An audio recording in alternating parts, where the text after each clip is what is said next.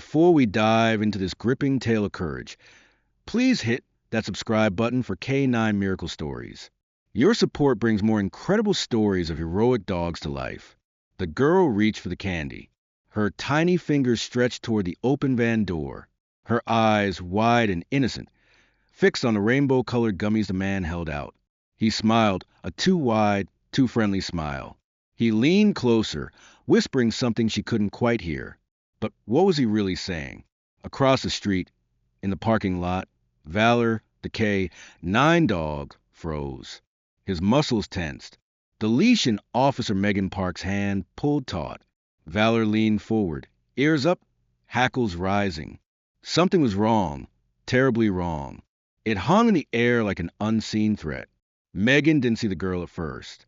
Not the man, not the van, just Valor, staring into the park like he caught a ghost in the wind.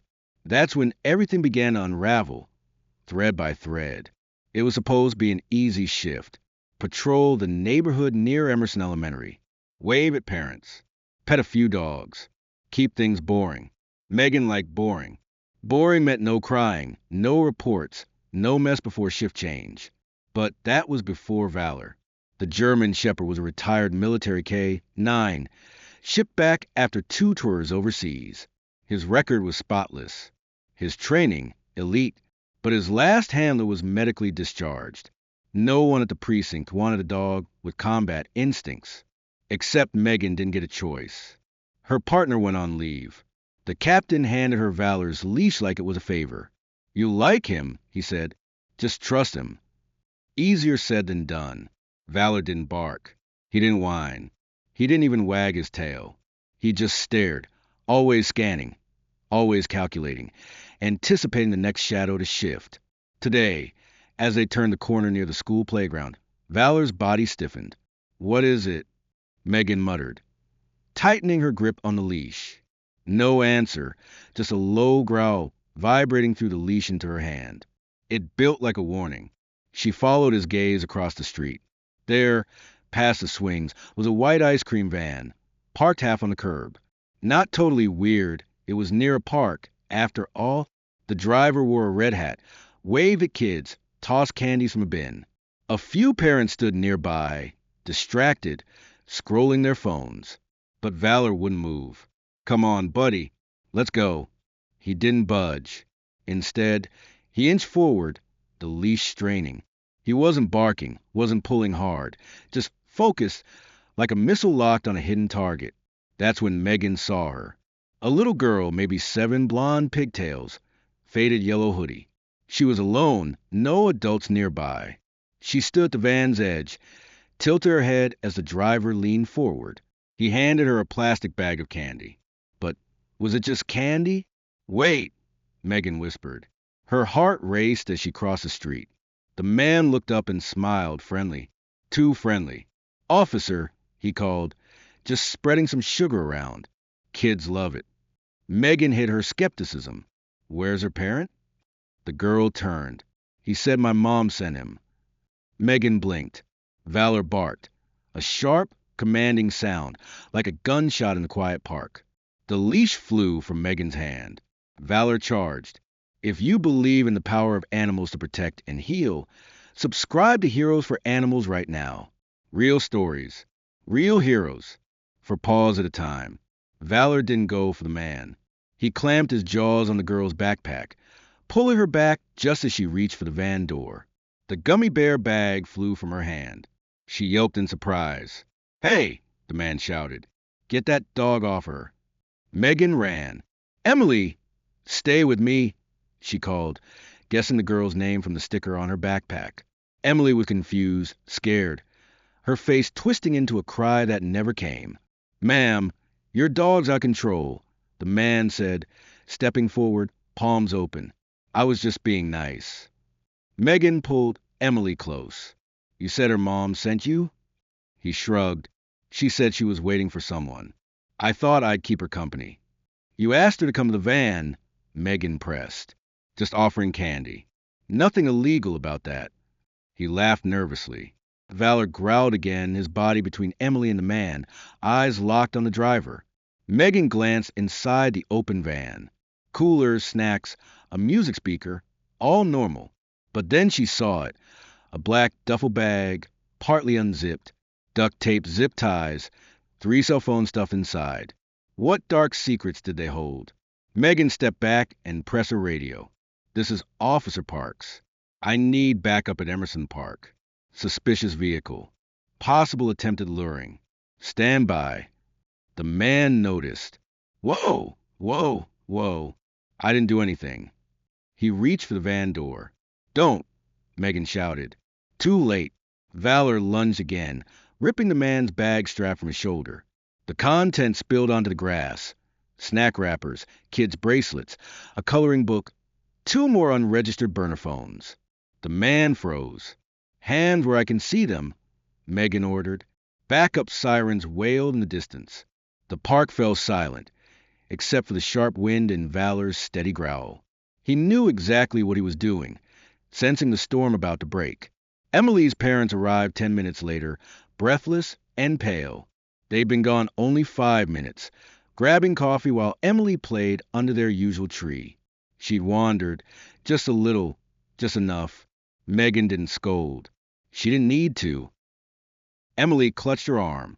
The dog saved me, she whispered. Megan looked at Valor. His ears were perked, tongue out calm again, but his eyes still watched. Always watching. Valor didn't move. The van was surrounded now.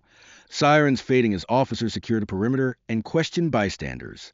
Megan stood behind her K-9 partner, one hand on his back, the other on Emily's tiny shoulder. The girl trembled, not from cold, but from invisible fog of fear clinging to her like smoke. Her big brown eyes blinked up at Megan, disoriented. Are you okay? Megan asked, kneeling beside her, her voice softening from command to comfort. Emily nodded, lips quivering. He said my mommy sent him, that I'd get in trouble if I didn't come. Megan's stomach turned. She glanced at the man, now cuffed on the curb, still grinning like nothing was wrong. The candy bag lay forgotten on the pavement. Valor stayed planted between them, watchful, protective, still as a statue, guarding against the unseen. 20 minutes later, Emily was reunited with her mother in the ambulance for a routine check. Megan joined Officer Keller by the van. Keller, new to the precinct, looked grave. You see this? He said, pointing inside the duffel bag. There's more. Look under the lining. Megan leaned in. Hidden beneath clothes was a compact camera, wiped clean, and an envelope stuffed with cash. Her jaw clenched. That's not an ice cream man, she muttered. Not even close, Keller replied. Back at the station, Megan sat alone with Valor in the K-9 unit garage. Her hand ran through the fur, between his ears. She wasn't just shaken. She was angry, deeply, morally offended, not just as a cop, but as a human, as a woman. They train you to sniff explosives, she murmured, half to herself, half to him. But somehow you knew. You knew. Valor's eyes met hers. No tail wag, no whine, just that steady, resolute gaze. He'd been waiting his whole life to stop something like this. And he had. What else was waiting in the darkness? Later that night, Megan reviewed her body cam footage. Frame by frame, the pieces clicked. The man's posture, his eyes scanning the park every few seconds. The subtle way he parked the van near the fence line in partial shadow. Engine running. He hadn't been improvising. This wasn't random. He'd planned it. Her blood ran cold. Megan stood abruptly, heart pounding. She pulled up the precinct's database and ran his face through facial recognition. No hits. Fingerprint scans? Nothing. But when she cross-referenced missing children reports in school zones from surrounding counties, a pattern emerged from the shadows. 3 vans, 3 parks, 3 near misses. Always the same witness description friendly guy. Gave candy, said the mom sent him. It was a script. And Emily had nearly been the next chapter. The next morning, Megan was called into the captain's office. You've stirred up a hornet's nest, Captain Brooks said, tossing a folder onto the desk. What do you mean? Media wants a statement. The mayor wants talking points. And Valor. He gestured toward the window where the dog sat patiently outside. He's trending. Megan blinked. Trending. Video went viral overnight. A parent filmed it from the moment Valor lunged. Is that a problem? Brooks leaned back. Depends. If you want to play hero cop, this is your moment. But if this guy is connected to something bigger, we'd better move quietly before it strikes again. Megan looked at the folder. I want to dig. Brooks nodded slowly. Then dig. That evening, Megan drove back to the neighborhood. Emily's mother, Rachel, agreed to speak again away from flashing lights and sirens. They met on the family's porch swing. Emily was asleep inside, a princess blanket tucked around her small frame. The porch smelled of fresh rain and warm coffee. The silence was gentle, but tension lingered, thick with unspoken fears. Rachel's face was drawn. It was just 10 minutes. I left her to grab her sketchbook. We've done it 100 times. Megan didn't judge. He's been in other counties. You're not the only one. Rachel stared into the street. I keep thinking, what if your dog wasn't there? Megan exhaled. He's not just my dog. He's something else.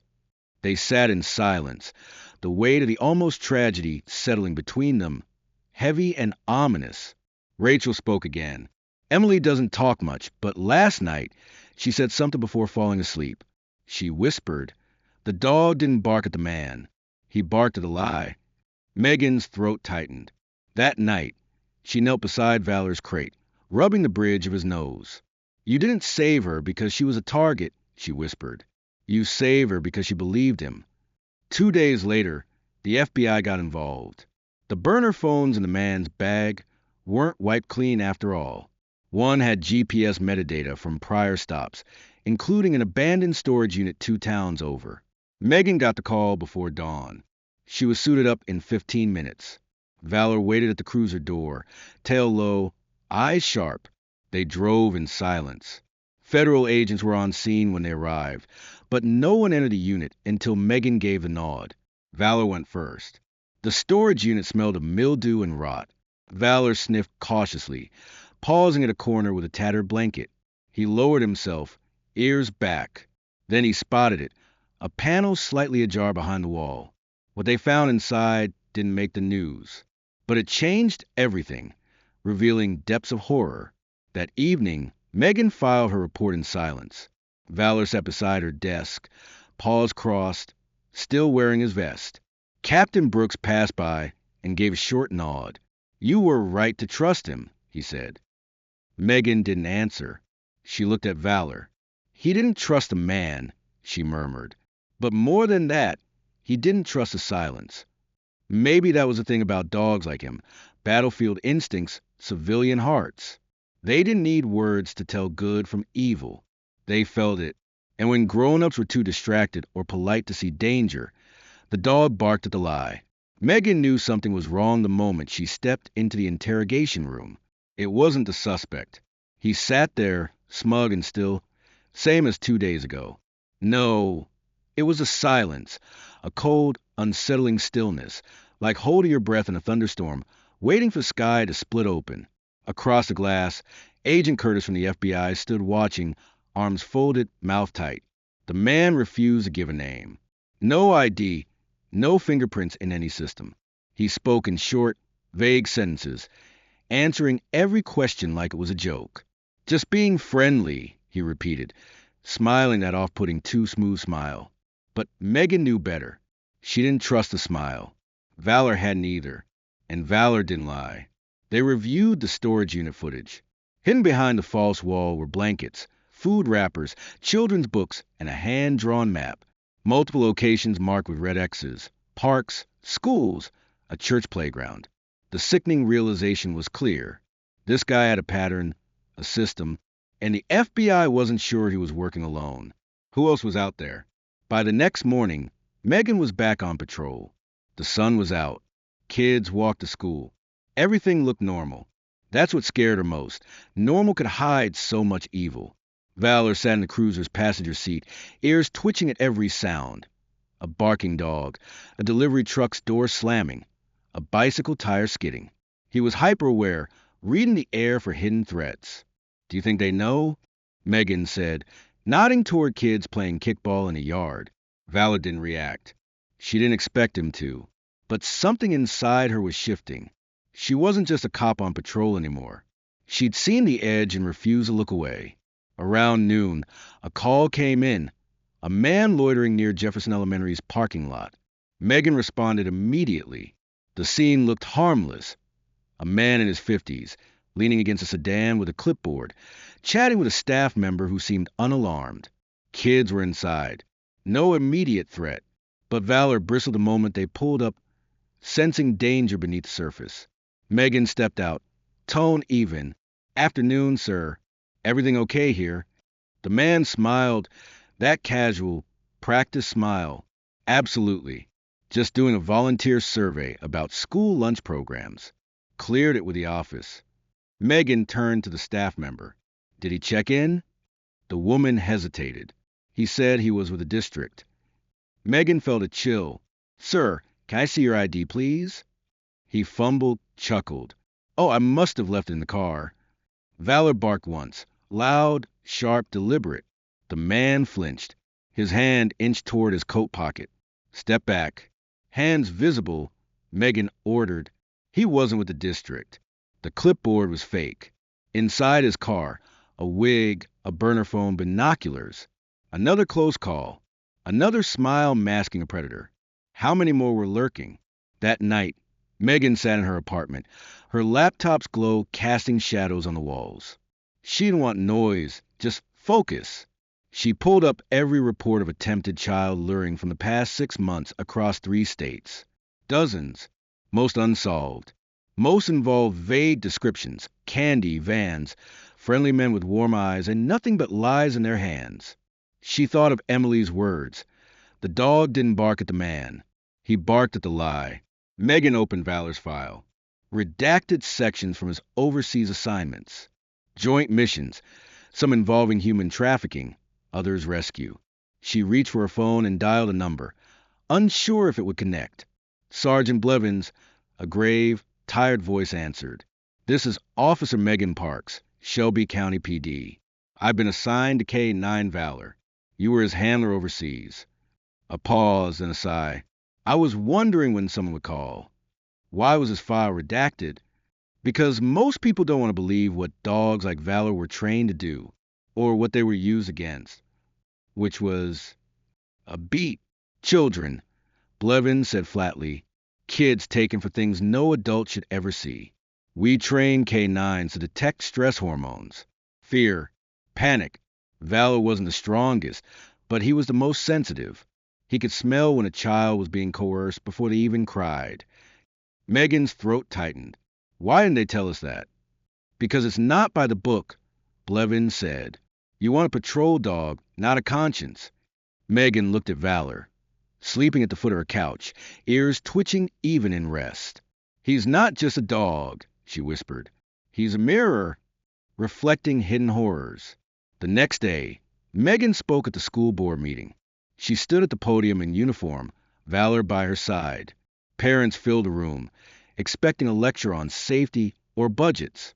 But Megan spoke with calm, grounded urgency. "There have been 3 incidents in the last week involving suspected child luring," she said. "In every case, the adult looked normal, smiled, dressed clean, sounded kind." She paused. Parents sat straighter. Some clutched hands. "Predators don't always look like monsters," Megan added. "Sometimes they offer candy. Sometimes they say a child's name." The room shifted. "And sometimes," she said quietly, gesturing to Valor, "it takes a dog to know the truth. If you see him bark, listen. He's never wrong." After the meeting, a man approached her in the parking lot. Mid-40s, bald cap, quiet posture. "You're the officer from the video, right?" Megan nodded cautiously. "I think I saw that van 2 weeks ago at my daughter's soccer field. Didn't think much of it at the time." Megan handed him her card. "You thought something. That's enough. Let's talk." That night, Valor lay at her feet. Megan sat by the window, watching the empty street. Street lamps buzzed. Wind shifted the shadows. There was no peace in what they did, but there was purpose, and purpose was enough to keep showing up. She scratched behind Valor's ears. I don't care what the file says, she whispered. From now on, we do it your way. Valor lifted his head slightly, then set it back down. Still steady, still ready. The suspect's lawyer worked overtime. By Monday, he'd spun a narrative for the local news. His client was misunderstood, a man with poor social awareness, but a heart for the community. He claimed Valor's bite was excessive, Megan's force unnecessary, all a miscommunication. Some people started to believe it. Megan watched the interview clip, fists clenched. Valor sat beside her, eyes locked on the screen like he understood every word. He's painting him as a good Samaritan, she muttered. Can you believe that? Valor didn't blink. They both knew what they'd seen. That afternoon, a woman named Carla Henders appeared at the precinct, quiet, guarded, clutching a weathered manila envelope. I saw the news, she told the desk officer.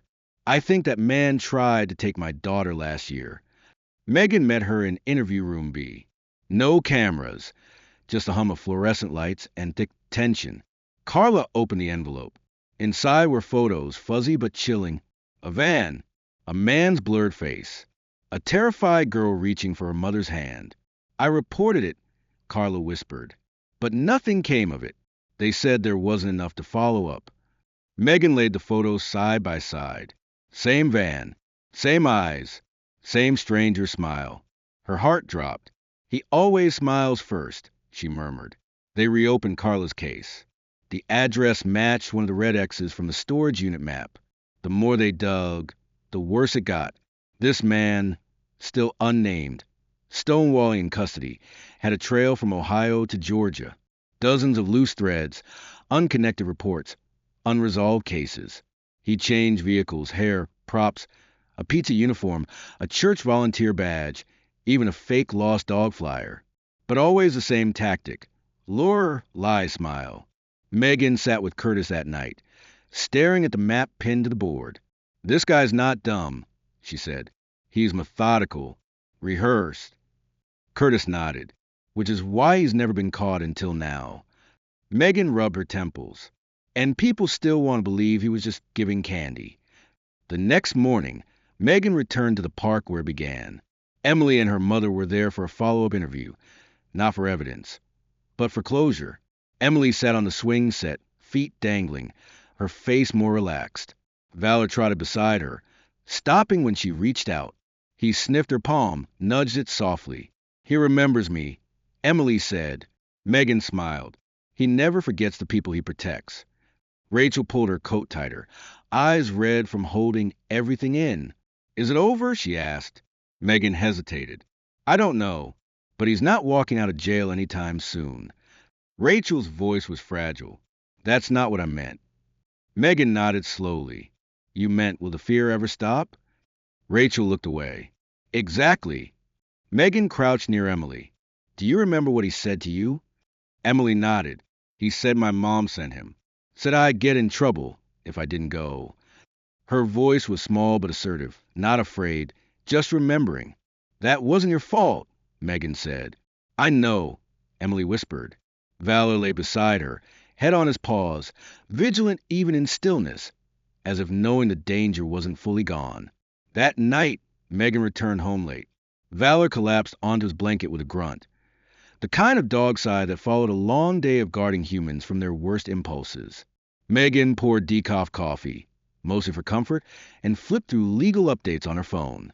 The suspect attorney filed motions, pressuring the DA. Media outlets were split. Some called Valor a hero. Others questioned excessive force. She shut off the phone. Sometimes the world didn't want to see danger. They wanted to believe every smiling man was safe, that monsters were obvious, that evil wore a name tag.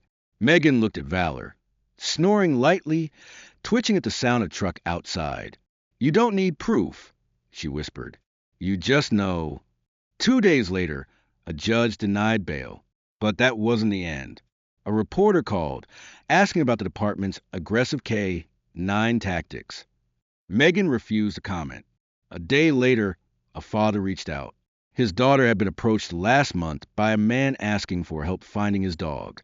He hadn't reported it, didn't want to make a scene. Now he regretted it.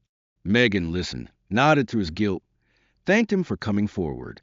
After he left, she sat in silence. Her badge felt heavier, not from doubt, but because the job wasn't just catching the bad guy anymore. It was convincing the world he was real, lurking in the ordinary. That weekend, the precinct held a small ceremony for Valor. No cameras, just a quiet gathering in the K9 unit office. A plaque, handshakes, smiles. Megan accepted the certificate on his behalf. She didn't say much, just a few words. He did what we're trained to do, only faster, only better. She reached into her pocket and pulled out Emily's hand-drawn badge, the word protector written in crayon. She clipped it to Valor's vest. Official title now, she said. On Monday, Megan was back on patrol. Valor sat beside her, alert but calm. The city stretched ahead, brick homes, mailboxes, sidewalks cluttered with scooters and chalk drawings, kids at bus stops, parents in minivans. A world of good people, with just enough shadows to keep them honest. Megan checked her mirror, then looked at her partner. Let's go find the ones who smiled too much. Valor blinked, then stood up, ready. The week started with rain. Not dramatic, just a soft, persistent drizzle soaking sidewalks and turning mulch dark and slick. Megan sat in her cruiser under the gray sky, wipers sweeping lazily. Valor sat tall, watching every motion outside with determined calm. They were waiting for a call that hadn't come yet. But Megan felt it, in her gut, in her chest. Something was building, gathering like clouds before a storm. The suspect, still unnamed, had gone 6 days without speaking to anyone but his lawyer. No family, no friends, no known address. Despite the van, the bag, the map, no formal ID. Megan paced the hallway outside the interrogation wing, boots tapping on tile. Valor sat at the corridor's end, tail still, ears forward, head tilted in that suspicious, evaluating posture. He's playing the long game, Agent Curtis said, joining her, waiting for us to make a mistake.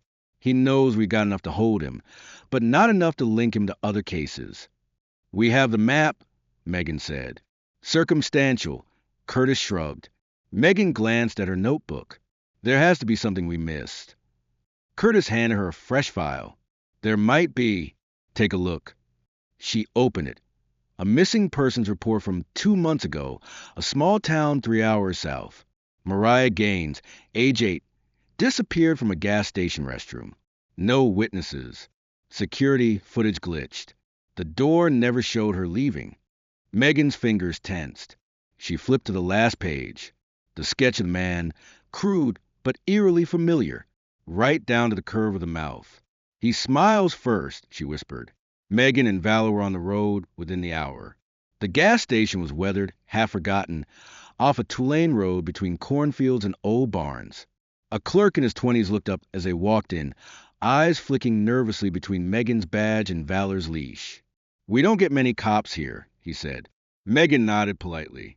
You were working the day Mariah Gaines disappeared? His mouth tightened. Yeah, I still think about it. She gestured to the restroom hallway. Mind if we take a look? Go ahead. Nothing's changed. But something had.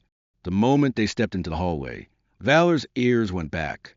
His body lowered into a silent stalk, nose brushing the floor tile. Megan stood back, letting him work. Halfway down the hall, he stopped. He raised a paw, pressing against the wall beneath the old security camera mount. Megan knelt, running her hand over the cracked tile. She noticed it, a sliver of space between 2 wall panels, a break in the grout line. She pressed gently. The panel creaked open. Inside was a crawl space leading to a maintenance closet behind the building. Dusty cobweb, but not abandoned. Candy wrappers, duct tape, an old jacket. Megan's pulse spiked. She radioed it in. Back at the precinct, Megan laid everything out in the squad briefing room. Maps, reports, victim timelines, locations with hidden compartments or blind spots. Curtis leaned over the evidence, arms crossed. He scopes these places ahead of time, finds vulnerabilities, he said. He's not opportunistic, he's strategic. Megan nodded. And Valor's not just reacting to people. He's reacting to places, spaces that feel wrong. Curtis glanced at Valor, tail twitching beside the board. He's intuitive. Megan smiled faintly. No, He's right every time. That evening, Megan sank into her living room couch.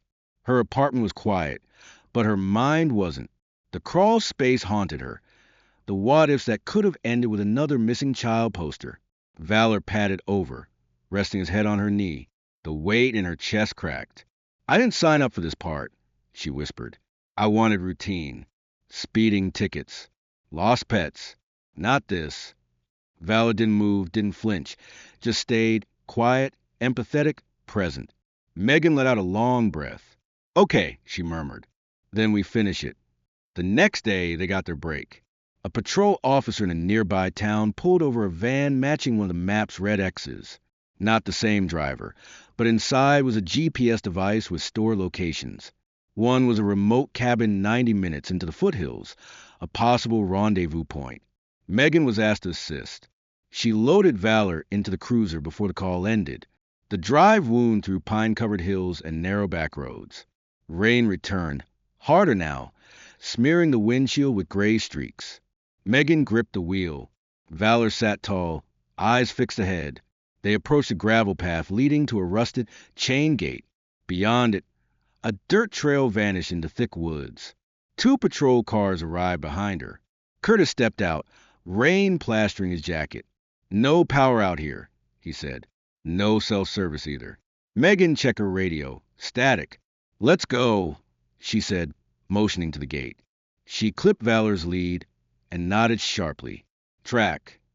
They hiked in silence, boots squelching in wet leaves, officers breathing steadily, Valor's paws crunching softly.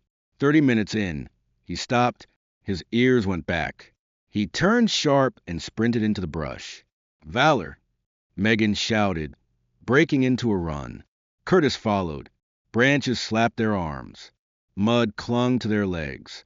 They found him in a small clearing, body rigid, tail locked, facing a wooden cabin no larger than trailer. Warmer, windows boarded, doors slightly ajar. Curtis signaled for backup. Megan unholstered her weapon and crept forward. Valor moved with her, slow, burdened, but steady. Inside, the air was damp, moldy, with a faint smell of gasoline and something worse. The smell of fear. They cleared the cabin in minutes. Empty, but signs of recent use. Bedding, half-eaten food, child-sized clothing. On the table, a burner phone, still powered on. A draft text message. "She's ready." Vans waiting by the mill. "Pick up at Lima." Megan's heart jumped. Curtis looked at her. "There's still time." Megan whistled sharply. "Let's go." Valor shot through the door like a missile. Megan had never run so fast. The forest blurred, pine fogged, boots crashing into wet leaves, mud pulling at her heels. Rain whipped her face. The wind carried branches snapping, and Valor's barking up ahead. "Valor!" she shouted. No answer, just more barking, sharp, relentless. Curtis huffed behind her. "Radio's dead. We need a signal to call it in." "We don't have time," Megan said. Then they heard it, an engine turning over in the distance. They burst into an open clearing, an old sawmill, moss climbing its stone foundation, shattered windows like missing teeth in a giant skull. Beyond the broken gate was the white van, back door wide open. Valor blocked it. Stance low, teeth bared, barking ferociously. The driver, in a gray hoodie, was halfway inside, coaxing someone.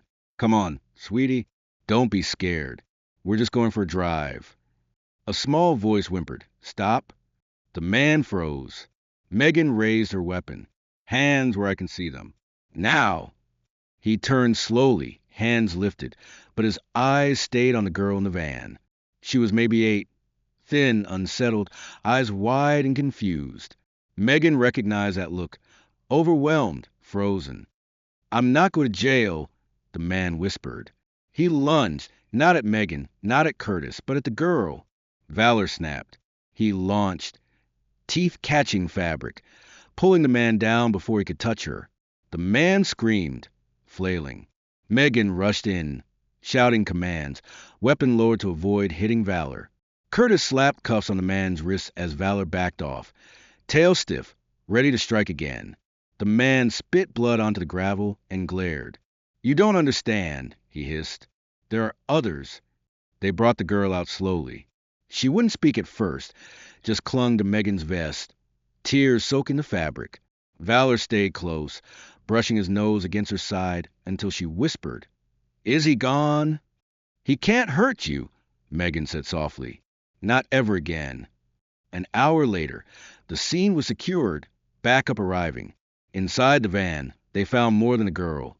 3 prepaid cell phones, 2 sets of license plates, a folder with photos of pickup points, parks, playgrounds, schoolyards. Dozens organized, dated, documented. In one photo's corner, a blurry silhouette of Valor. "He's been watching us," Megan murmured. Curtis appeared beside her, face dark. He wasn't working alone. Back at the station, the girl, Lily, began to open up. Megan sat in a soft-lit interview room. Valor curled at her feet, breathing steady. He'd earned a break, but he was still listening. Lily clutched a mug of hot chocolate. Her voice fragile but deliberate. "He told me I had to come. That my mommy said so. He knew her name. He knew mine. Said I was special." Megan fought to keep her jaw from tightening. "Did he say where he was taking you?" Lily nodded. "Somewhere safe. Better than my house." Megan's heart sank. She looked at Valor. He blinked. That slow, steadfast, grounding blink that had become her compass.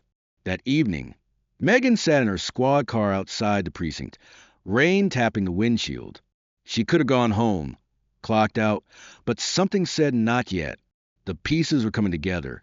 The map, the men, the patterns. This wasn't one predator.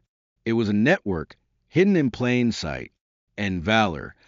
This dog she hadn't wanted as a partner. Understood the language of fear. He didn't need warrants or paperwork. Just a scent, a shift in breath, a lie in someone's voice. And that was enough. The next morning, the FBI confirmed it. Fingerprints from a van matched another man arrested 3 states over for attempted luring, released on a technicality. The name was fake, but the connections were real. This was bigger than Shelby County. And it wasn't over. Captain Brooks pulled Megan into his office. "You're not going to like what I'm about to ask," he said, scratching his beard. "Try me." "The Bureau wants Valor for a federal task force. Joint K, 9-unit interstate." Megan tensed. "They're taking him?" "They're requesting him." She looked through the glass door where Valor sat in the hallway, panting softly, scanning every passerby. "He's not equipment. He's my partner." Brooks nodded. "Then go with him." Megan blinked. "You serious? You're already halfway in, and we both know that dog won't work with anyone else." He handed her the transfer form. Her hand shook slightly as she signed it. That night, Megan took Valor for a walk around the block. No leash, no uniform, just them. The sky had cleared. Stars shone. She stopped by the park swing set where it all began. "It's not over," she told him.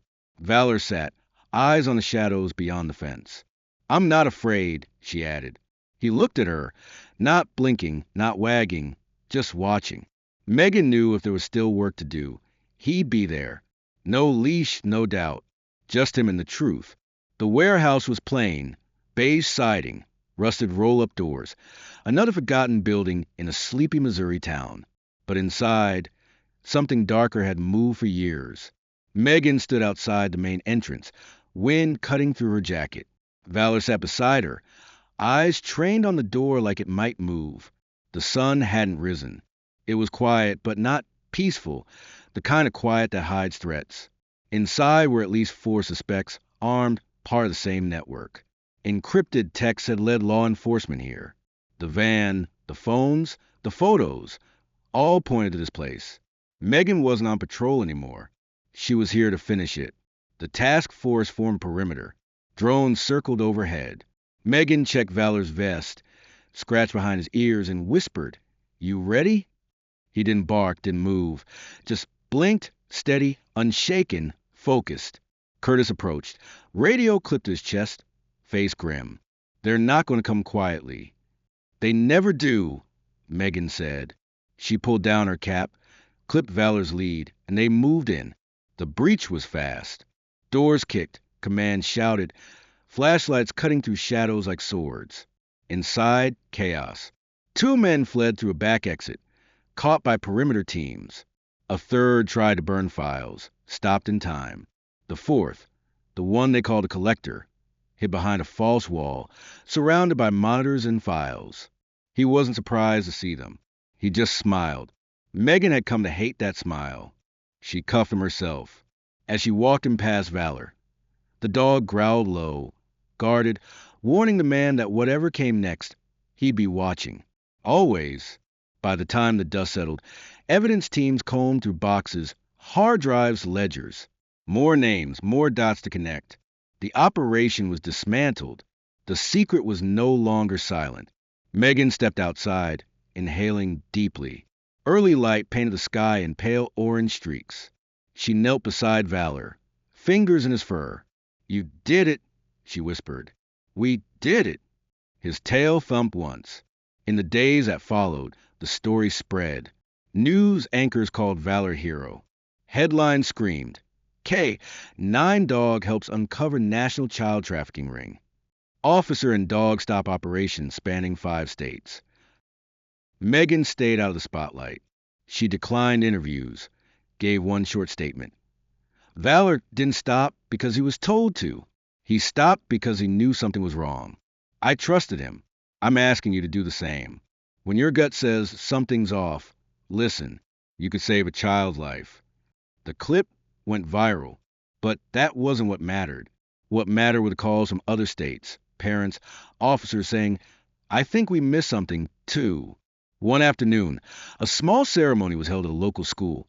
No parade, no cameras, just students, parents, teachers, and one large, calm German shepherd in a new vest. The front read, "Protector." Emily was there, holding her mother's hand, shy but smiling. She walked up to Valor and gave him a drawing. Stick figures of her, Megan, and Valor under a rainbow, with the words, "Thank you for barking at the lie." Megan knelt beside her. "You were brave, too.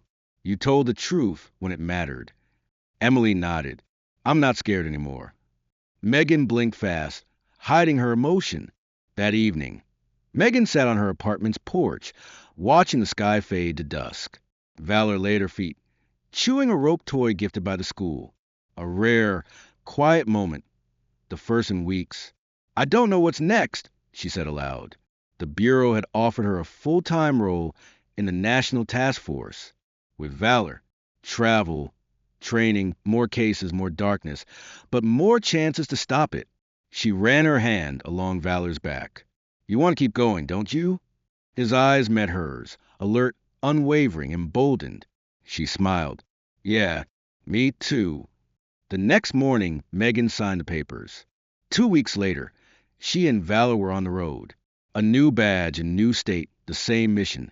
Protect the vulnerable, see what others miss, bark at the lie. Thank you for following this story to the end. We hope Valor's courage and Megan's fierce determination touched you, whether it was their trust, their strength, or their refusal to back down in the face of evil. We'd love to hear from you. Have you ever felt something was wrong when no one else noticed? What did you do? Share your story in the comments. It might inspire someone to trust their instincts, too. If you believe in the power of animals to protect, heal, and save lives, subscribe to Heroes for Animals for more stories like this. From all of us, thank you for watching. And remember, sometimes the bravest voice is the one that barks. Thank you for joining us on this journey with Valor and Megan. Subscribe to K9 Miracle Stories for more tales of courage and instinct. Your support keeps these stories alive. Share your own moments of trusting your gut in the comments below.